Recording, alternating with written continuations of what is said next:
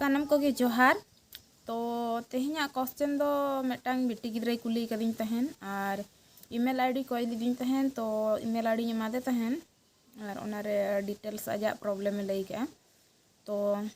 problem ताई दो नोका हुयुक कना उनी कुड़ी गिद्रा जावायाते ना बार शर्मा ताराय हुयुक कना मिटांग हपन गिद्रा मेनाय तया 6 मास रिनी और आजा ओड़ा रे माने आजा जावाय ओड़ा रे ना जावाय कोड़ा गिद्रा उनी और आज आयो और आज दई इना गे ना वर्तमान ओड़ा रे दो मेना को और इरलिंग कोड़ा ताय मिटांग मेनाया उनी दो पढ़ाक कना बाहरे रे तहन कना तो उनी कुड़ी गिद्रा प्रॉब्लम हुयुक कना कि उनी लई काय दीदी और इयो बार शर्मा तारा हुईना इया बापला तो मांग 6 मास गान दो ठीक ठाक गे चालू कना इना परे ते दो इनी जहां हानहार आयो मेनाया उनी और आजनारिन अडी जुरकिन रोड मागालिन कना ओड़ा रना कमी को झोतना एकिन बचाव तिया किंतु कमी को दो बकिन गड़ोइया और साथे गिद्रा मिटांग मेनाय तिया गिद्रा हो उनका दो बकिन साबइया जहां तीन करे होर को को हिजुक खान आले ओड़ा कोते उना समय दो कमी हुकिन गड़ोइन गिया और गिद्रा हुकिन साबइन गिया और बांखान दो होर कोठेन हो माने अतु टोला पड़ा रे हो किन कुड़िया लय चुरिया किन जेते बड़े की जतो कमी इंजिन कमिया बस होर को किन नेल को खान कई किन गड़ो बड़ा हिया गियाñ बाñ कमिया उनका धरा किन लईña और मिमिट देखा दो इन जावाय हो सिकाते उन ठेन को दा किन रोहेड हचुña किन और नोंका चाबा करन तो सिचुएशन कि होर को हजु खान आले ओड़ा इना खान दो होर देखा लका दकिन कमिया किन और इन एकला जखन ले तहनाले उन समय खान दो इन गे एकलाñ कमिया कोयो कኛ किन चन हो बाकिन गड़ोइña और रोड दो सख्तो किन रोड़िña किन तो नितो मेंटली हेल्थ तिन पूरा खराब चाबा कना मिमिट दिखाñ मनेया छाड़ुयुñ मिमिट दिखाñ मनेया सुइसाइडिंग तो मा अबिन गे लईñ बिन चेत इन चिकाया तो बिटिया प्रॉब्लम मन हा मारांग गया और प्राय कुड़ी हपना लाइफ रे नोआ प्रॉब्लम दो क्रिएटो गया तो चलो जुदी हुडिñो रेहो डिब्री बाती लका आरसाल बन देखा दाड़ेयाय खान हुए तो किछि सुधार हजु खान आजा लाइफ रे अब बन कुसिया और उनकान प्रॉब्लम जहां कुड़ी गिद्रा को आमना उनको को लाइफ हो सुधार कान कुसिया बन तो इnya ले हिसाब ते इन हुñ होर कान गया और उना मनहा दिशा ज्ञान को मा बचु तिnya एनते रहो जहां तिना इnya उयहर ना इना गिना इन सेयारा बिटी सला चांदो बंगा ठेन इन आसोआ इना जहां इन सेयारा इना कमी रे लगा ᱧᱚᱜᱚ तायमा नासेना रहा आज आजा मनेरा शांति ᱧᱟᱢ और नोआ जहां परिवार रे बिगड़ाव कांते संपर्क ओना कई ठीक रुवाड़ो तायमा तो सारा घड़ी इन लैया इन हम मनमी केनिं 100% मा बई एम दाड़िया पे सॉल्यूशन जहां तिना इnya अनुभूति ओना खोदा गिन शेयर आपिया पालन कमी रे लगा तापिया मा तबे तेहना वीडियो बन स्टार्ट लेगे तो बिटी नोडे दो झतो खोदा मांग रे आम आमा मने कटेज में और नोआ उइहर में जे जहां तिना इनी हानहार आयो कि इनी आजनार दई किन रगियन केन रहो रोड मागालिन केन रहो किन अकिना रोड ते दो ना अकिना अड़िस ते दो ना दिसम होर तलारे जहां नोआ परिचय ᱧᱟᱢ का इन दो नोआ ओड़ा नि किमिन केनिन नुई फारनाई एरा केनिन मेनतेन ओना दो ना परिचय दो बांग बदलत तिnya तो आमा ध्यान दो उनकिना एगेर चेतान रे बांग ताहेते आम नोआ चेतान रे ध्यान दोहय में कि आम जावाय सला आमा रिश्ता चिकाते बेस ताहेना उनी तुलुज आमा मने रे दुलड़ चिका ताहेना आजा मने रे आम तुलुज दुलड़ चिकातेम बनावा और नोआ चेतान रे जुदी जास्ती ध्यान एमा इन खान दो कई चुलुंग सुधारो तमा लाइफ रे तो आमी हानहार आयो कि आजनार दे जहां तिना किन सिकावे रहो आम जावाय जुदी हेज आते आमे मेता हमाय कि आम हांका की आम उनी मन हा सिकाव कदिया को माने मन हा हेज आते मा जुर जुर गे ना मेता हमाय ना रगी आड़ांग तेगे रोड़ामाय तो आम मेन में अच्छा होय तबे कमी में कमी का गया और लय खान किन आयो आर दई भूल मन हा इन कराव का गया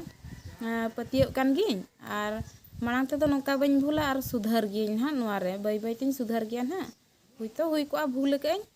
आर इनमा किंतु नौकाኝ कमी ले तहन ओना हो लयाय में किंतु रगी आड़ांग ते दो बांगा जे आम जहां लका रोल के में आम हम उनका गेम रोल रुड़ा उनका दो बांगा नॉर्मल आड़ांग ते लयाय में हुई को मारांग होड़ किन लई खान दो भूल का गिन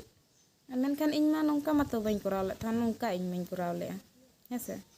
इने खान चेत टिका नोआ दो साइकोलॉजिकल कथा कना बिटी इने खान चेत टिका आम जहां मने रहो मिटांग उयहर हजुआ अच्छा नुई होड़ इदियाते सारा घाने इन आयो आर इन दई नौका माने खराब खराब गिकिन लयन केना किंतु नुई मा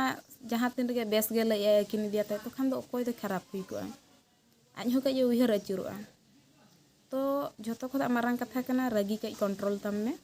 जहां जहां लका को रोड रुवाड़ में उनका दो आलम रोड रुवाड़ को आको जुदी रगी आते बेबड़ी को रोड में आम दो बेस बेस तेगे आम जहां सला दो कथा में आम जवाया ध्यान दोहय में आजा पसंद अपसंद रना ख्याल दोहय में तो आम रगी चो कामिया को मेनतेन आम जवाय ठेनम झड़ावा कि अबिन अबिन बिन खबरिया उनका हम बाय बेसोगवा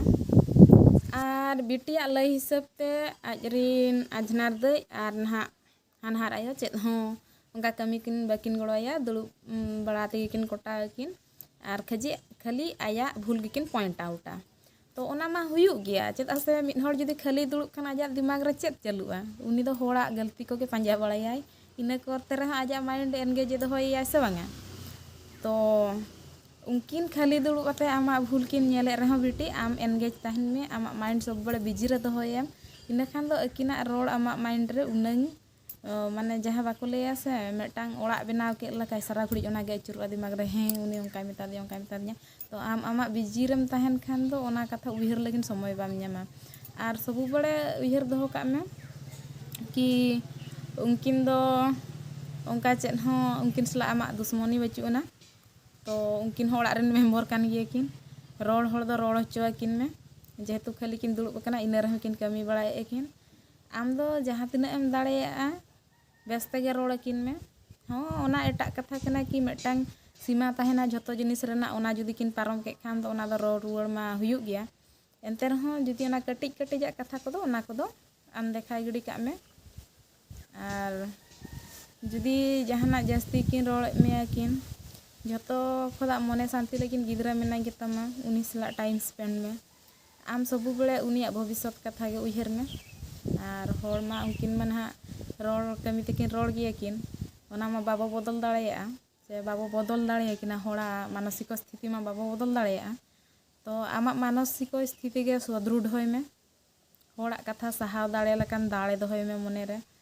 आर आम मेटांग कमी में से उनकिन आमा लाइफ रे इम्पोर्टेंस आलम एमा किना सगई मेना ठीक गया मारांग होड़ा किना किन आम खोदा ओना हिसाब ते सम्मान ᱧᱟᱢ चनिक किन एमा किन मेगे आर किंतु जहां तना जिम्मेदारी आमा ओड़ा रना चंदा बासांग गेज गुरिज एमान तेमान ओना को दो कमी मेगे जेहेतु मेटांग बहु कुड़िया कर्तव्य कना कमी मेगे मेनखान उनकिन ठन खोदा आम आस जुदी बाम दोहया जे गड़ोय यकिन मेनतेन इना खान दम दाड़िया गया आर ओना मा हुइना मेटांग कथा आर मेटांग कथा हुयुग कना आम जवाया लाइफ रे आम आमा इम्पोर्टेंस बनाव में ओना चेद लकातेम बनावा आजा कथा अंजम में माने आमा जहां तना आज प्रति जिम्मेदारी मेना ओना बेस लका कराव में ओना दाका चंदा उतु चंदा टाइम रे हुई होचनी कि आजा लुगड़ी लापो सामटा सामटी जहाना गे ओड़ा रना कमी दमी हुई होचनी आर आज कमे कमाए ढेर कमाए ओना इदियाते तिसरह तना आलम माया से आजनार दई कि हानहार आयो जहां किन रोड मांगाले मिया ओना कथा आज ठेन तिसरह आम हो अकिन लका गे आलम लया आज सला मेटांग फ्रेंडशिप लका बॉन्डिंग बनाव में आर नोआ हुयुग कना से जहां आमा जिम्मेदारी ओना बेस लकाम निभाव लेखान गेतो आधा खदा अधिक प्रॉब्लम मा सॉल्व तमा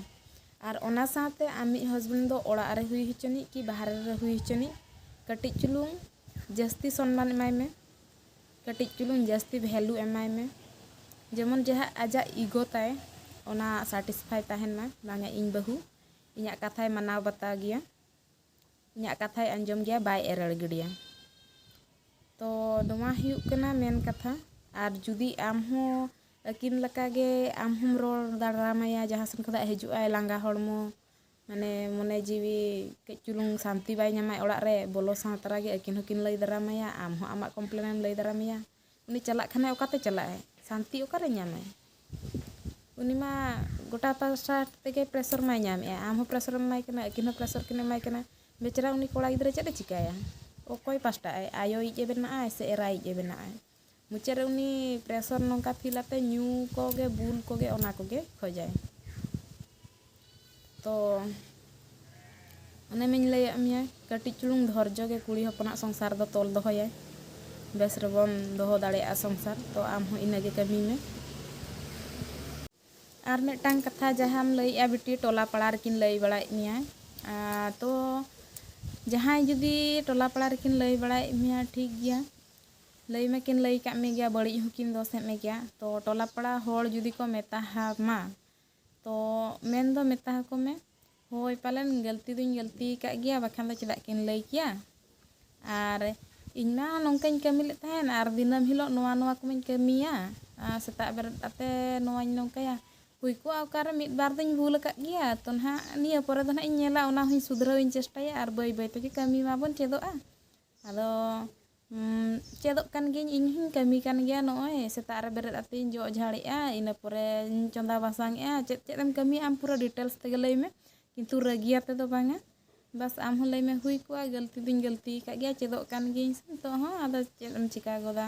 बाय बाय ते ना अब ना बन जतना गेबन चेद इदिया ओकारे मिद बार दुñ भूल का गया आदो कमी दो जतना गिन कमी गया पूरा बेस ते लई में आर जहां जहां कमिया ओना को सदर में अकिन हो माने बड़ी अकिन आलम दोस किना आर आम हो बाम कमी कना ओना हा आलम दोसोआ आम दो पूरा नॉर्मल तेगे आमा कथा हो सदर में आर अकिना कथा हो सदर में जुदी जहां जहाना को मेता हमा को आर झोतो खरा मेन कथा हुयु कना बेटी आम मेंटली स्ट्रॉन्ग तहन में आर नोवा दिन दो ना झोतो दिन दो बाय तहना तीस बांग तीस बदलक गया आर बदलक गया ना